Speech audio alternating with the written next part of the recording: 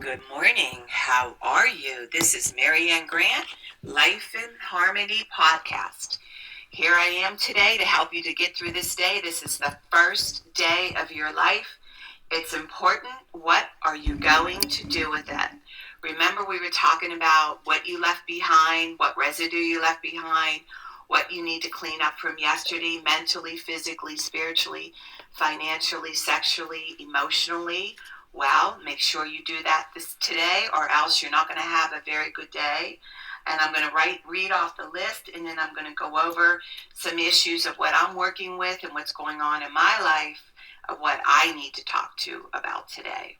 Sarcasm. Sarcasm is anger, emotions, bad attitude, enabling, people-pleasing, not able to say no, drugs, alcohol, pills, relationships, sex, lust, love, anger, rage, porn, controlling everyone around you but yourself, distractions everywhere, then you do nothing but have excuses, gambling, working out, food addiction, binge TV, phone, podcasts, news, caffeine, surgeries, pain, and whatever it is you need to add to the list. Today I'm going to talk about emotions and relationships. I'm going through an issue right now where my husband's celebrating his 80th birthday, and I was going to have this big party, and I'm actually canceling it today. We have some issues. It started with us with the will that we were doing, and it just triggered all these emotions from my husband from the past, and we both were hurt and beaten up from the past, from his past relationship and what was done to him. I was beaten up from my past relationship and what was done to me. So I'm not going to freak out. I'm going to actually take this time. I'm going to take a 4-day sabbatical and go to the mountains and get quiet and come up with a solution for the two of us to resolve this issue. He's not wrong. I'm not wrong. The two of us are not seeing eye to eye.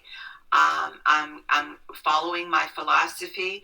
I'm going to give this 1 year and work this out and communicate and see if we can resolve this together, because between the two of us this past 25 years and how we work so hard together, and this happens so much in relationships. You spend your years fighting for your children, fighting for your life, fighting to get everything perfect for everybody. My issues with my husband now, all my fights were always over making things perfect for the tenants or fighting for the children's rights. And now it's our time to be together. And this is a time where a lot of people struggle in their next direction. It's very scary when the kids move out. It's very scary to have all these different things going on, and then it's like you're getting remarried, rebuilding your life together. And it's important that you have trust. It's important that you have respect. It's important that you both see eye to eye. It's important that you're in agreement with money. Money's the root of all evil here. And if you don't have, each one of us have to make each other accountable. This idea that one is more trusting than the other, my new philosophy now is trust but verify, and I don't care who you are, because Mother Teresa and G.I. Joe Marine and my family did us in. And with my husband now, his most trusted people did him in. So really, and my sister robbed her husband while they were married, and he trusted. So I'm going to say trust but verify. Make sure you make each other accountable throughout the years, and don't put anything past anybody. It always starts out real slow. It's important that you communicate, you stay on the same page. When you start separating and go different ways, when you stop communicating, when you stop sleeping together, it's very, very dangerous, and it's not going to be pretty in the end.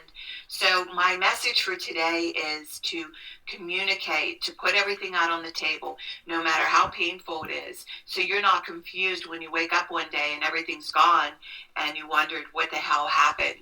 So today, what I'm going to do for my well-being, I'm going to go away for 4 days and go to the mountains, get quiet. I'm canceling out the party. I'm canceling everything out to take care of myself. And I'm actually doing this with love for my husband, love for everybody around me, because I really want to be 100% present when I celebrate parties. And right now, I'm not feeling in a party mood. So we're going to talk about balance, not too much of anything, our kids, our partner, our play, our work. When we stay balanced, it's life in harmony. When we abuse ourselves, everyone we love is infected by it. You teach yourself and everyone around you. The level of love and respect that you give yourself, that is the level of love and respect you give in return. The goal is for all of us, life in harmony. Our thinking can make or break us. That is why we have to check our thinking and attitude all day long until it's natural as going to the bathroom, or else you get backed up. This, my friend, is the greatest gift you can give yourself. Remember, behind every breakdown, there is a breakthrough around the corner. People say, I want to help be a part of taking care of the world. Here's the good news. If you truly take care of yourself all day and be a living example, that is taking care of the world. We all have gifts. We all have work to do. That is the true meaning of taking care of the world. Doing your part, no exceptions. The answers lie inside you. Your words mean nothing. Your actions say everything. I'm going to read a beautiful saying from Michael Singer. Spirituality. And remember, I wanted to share one more thing about emotions. Emotions are our compass. You need to listen to them. You need to see what's going on and see, is it something that you can take care of? Is it something you need to communicate? Is it something you need to do for yourself? Do not ignore those emotions. They're important that you follow them, you do something about them, and then continue on being true to yourself. And this is where spirituality begins when you decide you will never stop trying. I will never give up. Spirituality is the commitment to go beyond no matter what it takes. And this is the hard part, going beyond no matter what it takes. It's an infinite journey based upon going beyond yourself every minute of every day for the rest of your life. If you're truly going beyond, you're always at your limits. You're never back in the comfort zone. This is uncomfortable for me to cancel the party out, to cancel all these things I need to do, to be true to myself and to not cheat anybody around me. It's not always easy to do, feeling comfortable. A spiritual being feels as though they're always against the edge and they're constantly being pushed through it.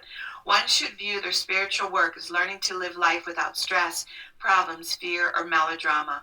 I don't want to put any of this drama, any of these issues with my husband or me on anybody around us that we love. It's not their problem. This is our problem that we need to resolve. This path of using life to evolve, spirituality is truly the highest path. Trust the process. The prerequisite to true freedom is to decide you do not want to suffer anymore.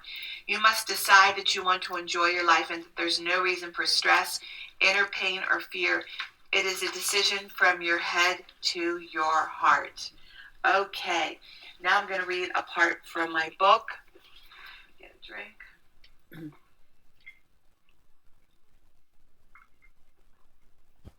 Okay. All right, page 10, second paragraph. The boys and I traveled to visit Joe every month. We loved him and let him know there was something wonderful waiting for him when he got out. My husband utilized every bit of his time. He worked every day, getting up at 5 a.m. to build homes for 50 cents an hour. He read many books. He went through Alcoholics Anonymous 12-step program. He also went to church and got closer to God. While he was in prison, I was rebuilding our lives at home. So when he came back, we would not repeat the same mistakes. I realized today, if I didn't have help with our marriage, we would have never made it. There would have been a 90% chance Joe would have ended up back in prison again. There is an illusion among prison inmates that everything will be perfect when they got home. This is simply not true. Just being removed from the situation is not enough. You need to deal with the issues that landed you behind the bars in the first place. This is a real challenge. Not facing issues and dealing with responsibilities increase the odds towards repeat offenders. Wow, that's a real powerful part of my book. And I lived under this illusion that since we did everything right when he was away in that controlled environment, I didn't realize the real challenges he was going to have when he came home without controlled atmosphere. And again, remember, I told you to listen to your intuition, listen to that compass. and we were doing really well. We were going to meetings together. We had the life that I dreamt we could always have, and I would still be with him today if he didn't relapse. And I remember it started subtly, like a little beer here and there, stopped going to meetings, stopped doing the things. He stopped being spiritual, stopped all the things that kept him clean, all the things that kept him strong. He thought that he no longer needed it, that he could handle it. Well, I was driving in my car and I got this really, really, really sick feeling. And I pulled over where he was driving. And I kid you not, if I didn't know the paraphernalia, I would have been fooled. And I busted through the door, went upstairs, and saw all the paraphernalia from the everything that he was using on the job. And I remember looking at him and just bawled, crying, and said, "This is the last day of the greatest day of your life. I'm leaving. You will no longer touch me. You will no longer be with me."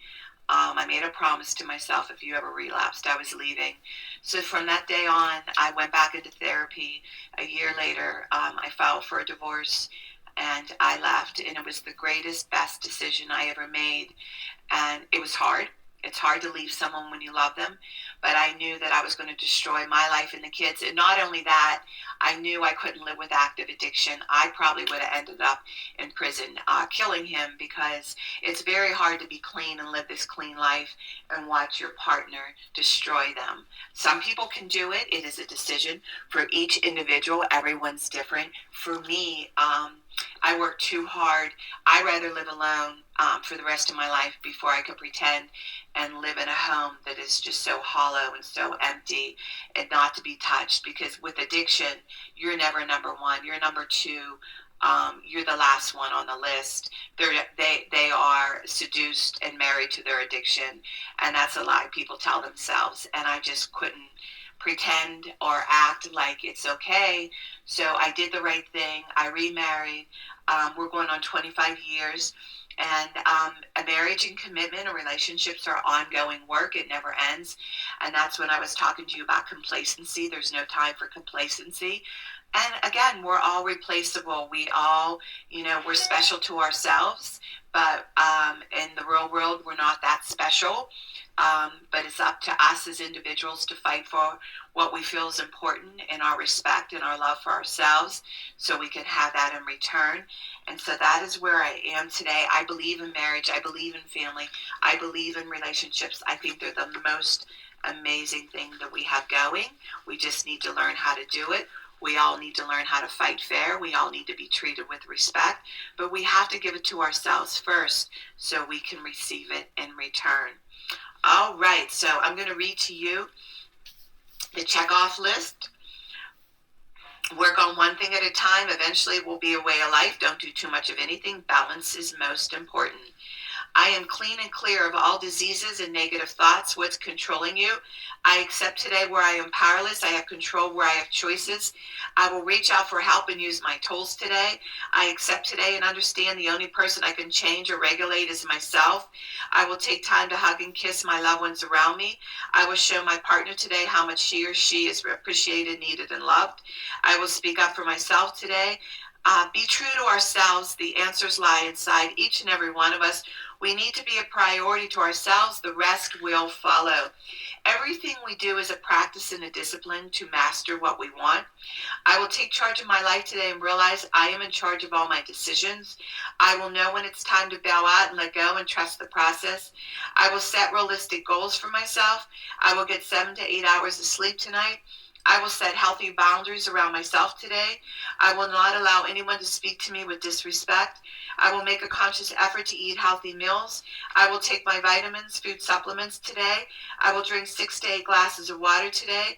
I will be good to myself today. Whoever can see through all fear will always be safe. I will talk with someone I trust and respect, and be honest with them. Accountability is key. Cannot do it alone. I will trust and reach out to my higher power today. I will accept and say thank you for everything that happens to me today, good or bad. I will not do anything to cause harm to myself or others today. I am willing to change today. I will exercise today. I will pray for the well-being of myself and others today. I will write a list of all the things I want in a partner. If I become it, I will attract it. Discipline is freedom. Do 2 things a day you don't want to do to have a successful day. Trust the process. Well, those 2 things are always getting up early and working out, and those 2 things I will be doing today. I already did the getting up early. Now I'll be doing my workout. So I have a successful day. And I want you to remember we can all heal together one day at a time. It is a decision from our head to our heart. It's the greatest gift you can give yourself. If you want to order my book or do workshops, you can reach me at createyourspirit@gmail.com. You want to learn about my services, lifeandharmonyonline.com. Leave me a number. I could call you, teach you how to do the workshops. They're phenomenal. You can meet once a month with a group of 10, 20, 30 people, whatever you choose to do. And I want you to know I do the podcast Monday through Friday. And if you want to share it with other people, you tell them to hit subscribe and explain to them. It's set up early in the morning, and give it to all the people you love and respect. And remember, I want you to have an outstanding day today. And thank you for listening.